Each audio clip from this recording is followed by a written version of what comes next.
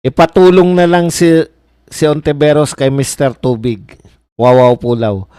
Bats, ganda ng interview ng international media kay Senator Marcoleta about West Philippine Sea, essay ruling about BP impeachment. Pag naging presidente si Ontiveros, magiging first gentle tartar sila. Budol impeachment ni BBM. Yan. Tatay Badong lumabas na sa lungga si Shelo, may dagta pa Magno. Kasama si Father Clorox Palabi. Watching from Washington, more power po. Parang ang drug lord nag-state witness laban sa runner. Correct, di ba? Drug lord, state witness, tapos ang tinuturo yung mga tulak lang na pagkaraniwan. Mas mataas pa si Bernardo sa kanilang lahat eh.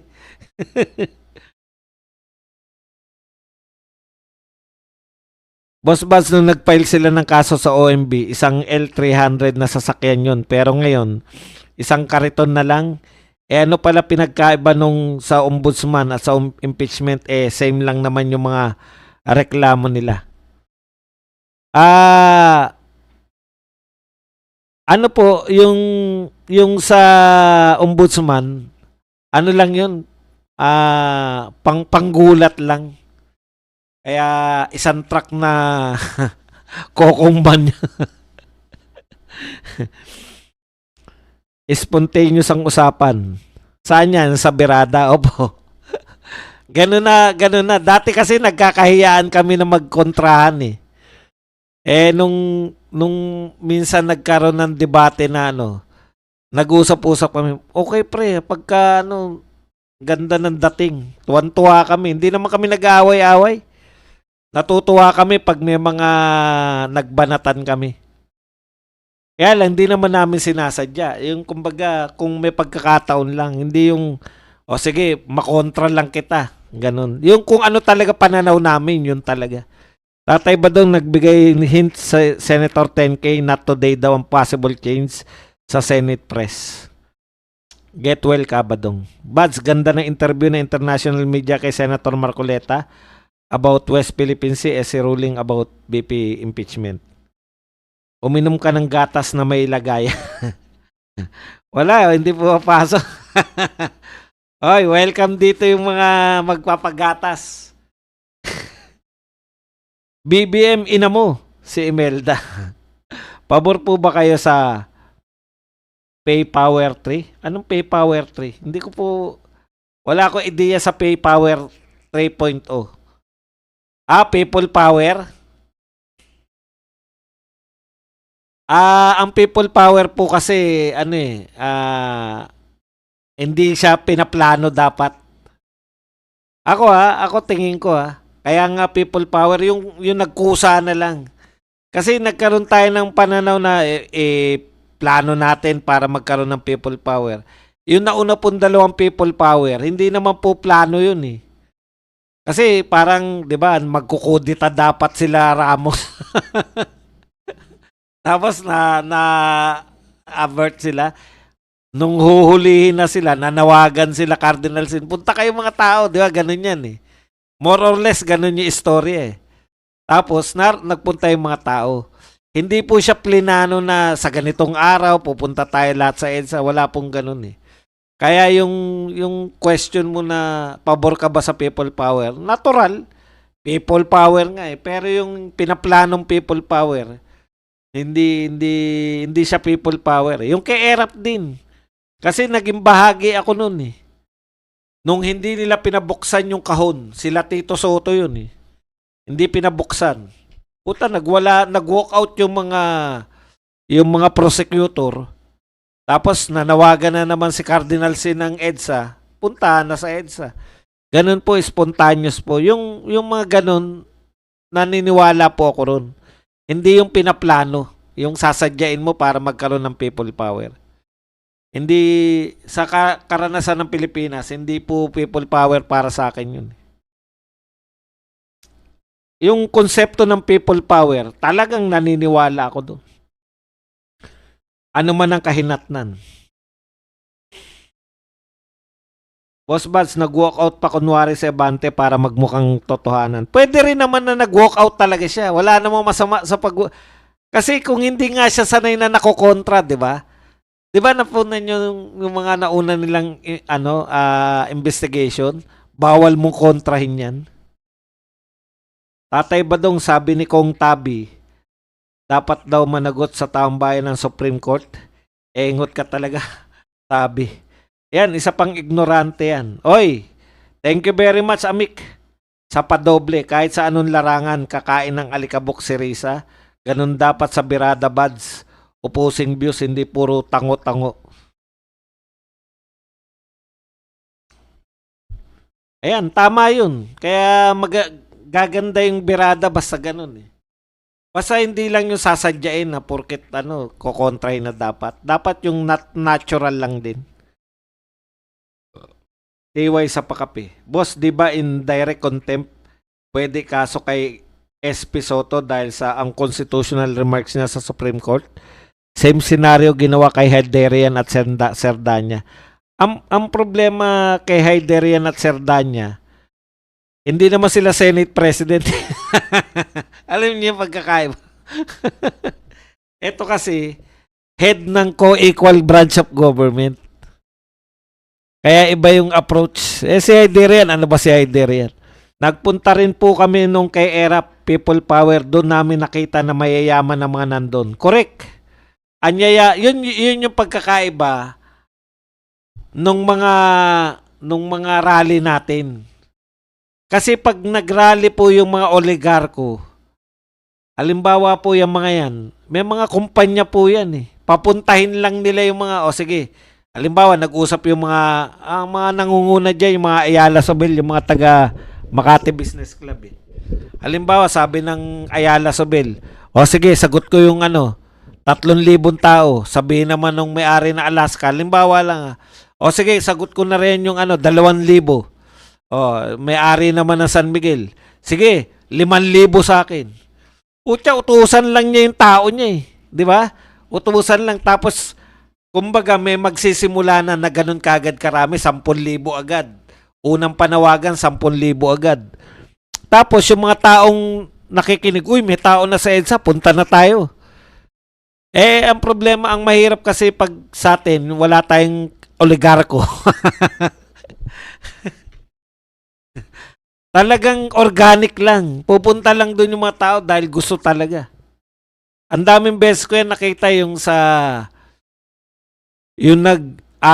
inaraw-araw natin sila sa EDSA Shrine. Nakita ko yun, yung buhos ng tao eh. Parami na ng parami, kaya binakuran na nila EDSA Shrine eh. Una, konti pa lang, parami ng parami. Tatay Badong, may pictures si Lisa kasama ang Chinese ambassador. Ano masasabi ni Tariela? Ano ka mo masasabi ni Tito Soto? Kawawa. Boss Batch, yung 1-year ban sa impeachment ni BP, di ba yung SC decision, immediately executory, no earlier than February 6? Ibig sabihin, hindi na naman sinunod kasi nag-file sila kanina. Alam mo, Ma Marcelo, ito nga pananaw ko dyan eh. Ano ba naman yung ilang araw na lang maghintay na yung makabayan, di ba? Sa tingin ko, sinadya nila para ma-technical sila. Kasi wala naman laman. Ano ilalaman mo na angal kay BP Sara? Wala naman eh, confidential fund. Hindi nyo kayang patunayan na ang confidential fund ay ninakaw. Kaya ang tingin ko dyan, sinadya nila yan para, disqualified sila, sasabihin, dinisqualified lang naman kami. Nanginayang ako kanina sa Birada Agila, ginugurgur yung signal. Ang ganda pa naman ng topic. Boss Batch, yung 1-year ban sa impeachment ni BP, di ba yung SC decision immediately yan? Malaki din rin bang chance na ma-impeach si BP Sara? May impeach siya dito sa House of Representatives, pero hindi po sa mapapawalan sala po siya sa Senado. Yan ang aking fearless prediction.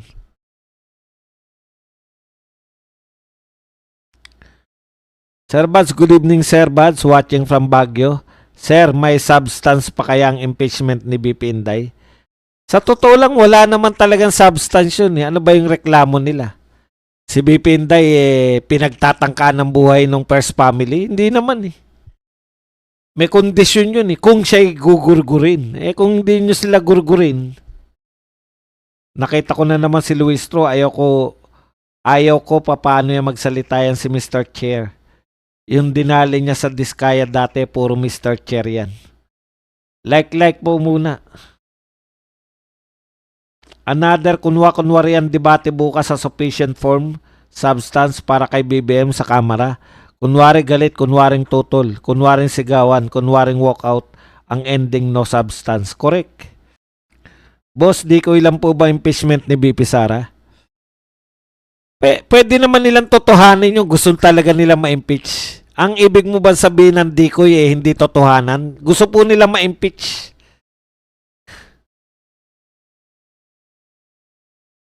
Tatay Badong, may substance ba sa one ball at dila abante?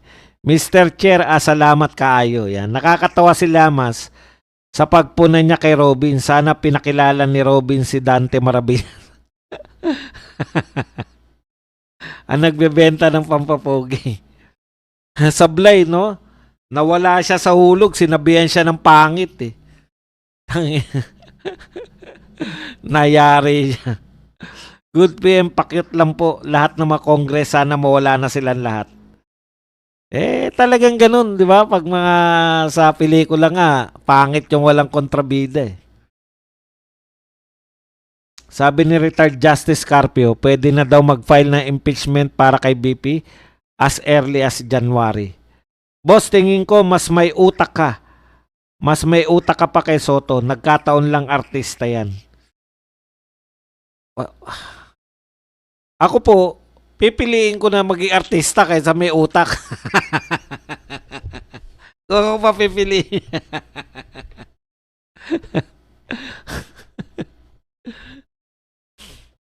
Joke lang, joke. Sabi ni retired Justice Carpio, pwede na daw mag-file na impeachment yan. Boss, tingin ko mas may utak ka. Yan. Sir Baz, may kumakalat na naman daw virus from India. Yun nga eh. Di ba? Nakakatakot. Tatay Badong, pangit ang Dikoy, masarap Tikoy. Correct. Pero may mas masarap sa Tikoy. Boss, masayang manood sa Birada Aguila. Natututo kami sa mga diskusyon nyo. Gumagaling na sila, no? Yun yung masarap dun eh. Kasi, siyempre, nate-challenge sila. Kasama nila ako. Di...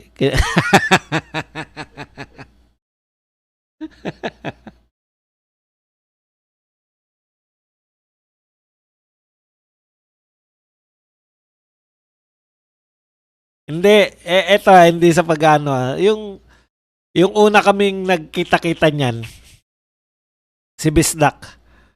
Tsaka sila Travelers. Yung rally na kinasuhan ni French Castro si Tatay Digong. Doon. Ang layo pa nila sa akin sa speech. Kasi syempre sanay tayo sa speech eh. Ang layo pa nila Bisdak, nila BMR. Yung mga una kami kasi syempre hindi naman sila sanay na nag-speech sa tao. Tapos kada may pag pinagsasalita kami sa mga rally, malayo pa sila sa akin. Ako, nagtatapat ako sa inyo eh. Kasi syempre sanay ako sa tao, magsalita sa tao eh. Putya, nung mga huling rally na, kasi ko yan, tignan nga natin kung magagaling. Alam mo naman may mga challenge mong ganun, mga personal challenges eh. Tignan ko nga galing nitong mga to, si BMR tsaka si Bisdak yung naroon. Inunahan ko ng banat no nasa veterans kami. Putyan, tindi na eh. Ang bilis ng improvement nila sa sa speech. Yun yung tipong ganun. Kaya nakakatuwa na yung mga kasama mo nag-improve kayo lahat. Ako kasi yung tapos na ako sa peak eh. Kaya okay na ako na nagkakasalubong na kami ngayon lahat. Kumbaga nauna lang ako sa kanila. Pero nung na-develop nila yung paano mag-speech, paano yung ganun. Galing, sabi ko, mahusay talaga tong mga to. Kulang lang sila na experience. Yung mga ganun.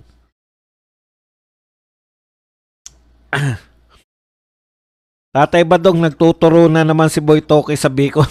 Yun na nga, meron nagtanong kanina. Yun yung hinahanap ko eh. Sabi Sek, ano po tinitignan natin? Huwag ka masyadong ano sabi ni Dizon?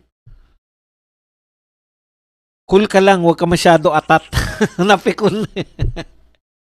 Hindi ko nga rin alam kung bakit tayo narito, sabi ni Dizon. Kaya hinahanap ko yung yung video na yun eh.